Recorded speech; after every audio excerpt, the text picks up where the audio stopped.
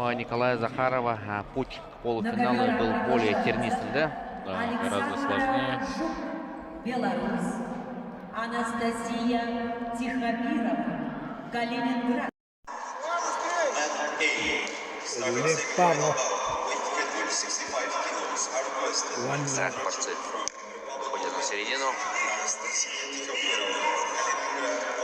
Захаров Николай.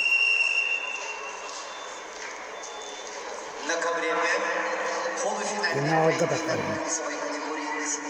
Полуфинальная ситуация. Против Кадакхан başlıkmesine bulacağız.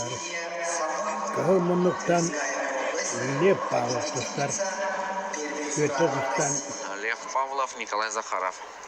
В другой паре после этой схватки выйдут Халид Магомедов и Игнатий Дареев. После этой схватки выйдут Халид Магомедов и Игнатий Дареев. Да, парень из Иркутска, да, вышел в полуфинал. Тоже интересно, кто выиграет в этой встрече.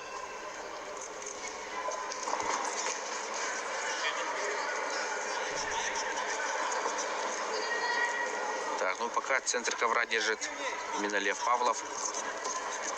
Он и более активен.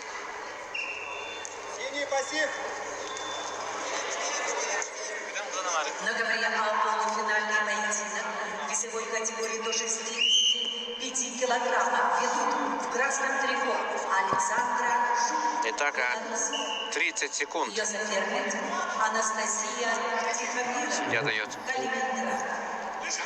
Николаю Захарову за пассивную борьбу.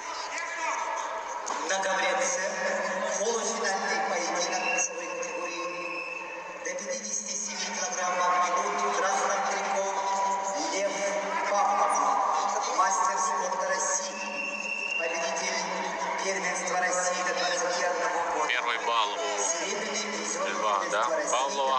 Да. За счет активных действий, скажем так.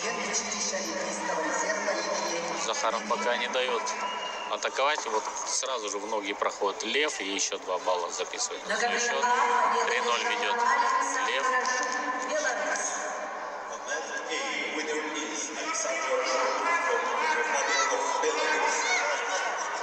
На ковре приглашаются борцы весовой категории до 65 килограммов.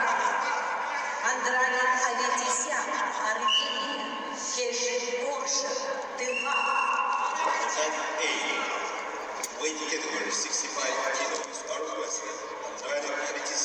Снова Лев пытается атаковать, пойти в ноги. На ковре соперник Николай. Попытка. И да, опасное положение. Видимо, туше, да? Да, и сразу арбитр показывает на туше. Лев Павлов, 4 победы. 5 побед. 5 побед. Да, 4 досрочно. И последняя полуфинальная на туше. Поздравляем нашего борца с выходом в финал. Да, весовая категория до 57 килограммов. Ну а сейчас мы узнаем имя его соперника по финалу. Это Халид Магомедов.